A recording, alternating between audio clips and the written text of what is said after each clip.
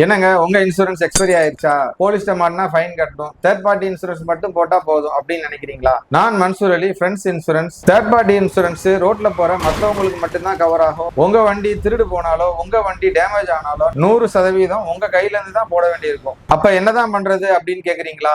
உங்க வெஹிக்கிளுக்கு இன்சூரன்ஸ் போடும்போது comprehensive insurance choose பண்றதுதான் புத்திசாலித்தனம்.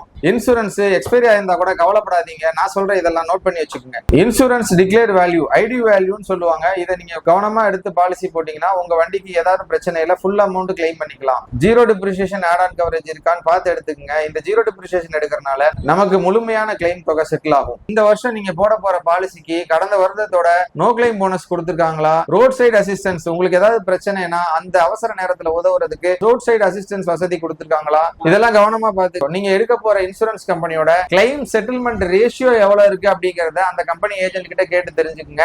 ஏன்னா நம்மளோட கிளைம் செட்டில்மெண்ட் ரேஷியோ கணக்கு பண்ணி தான் நம்ம பாலிசிங்கிறது செட்டில்மெண்ட் ஆகும். ஒரு கம்பெனி அதிகமா கிளைம் செட்டில்மெண்ட் ரேஷியோ வச்சிருக்காங்கன்னா அவங்க நல்ல கம்பெனி அப்படிங்கறத நம்ம முடிவு பண்ணிக்கலாம். இது போன்ற இன்சூரன்ஸ் போடுவதில் உங்களுக்கு ஏதாவது சந்தேகம் இருந்தா கீழே ஸ்கிரீன்ல தெரியுற நம்பருக்கு உங்க ஆர்சி புக்கு கடந்த ஆண்ட பாலிசியை வாட்ஸ்அப் பண்ணுங்க. எங்க குழுவினர் உங்களுக்கு இலவச கொட்டேஷன் கொடுப்பாங்க, இலவச வழிகாட்டுதல் செய்வாங்க.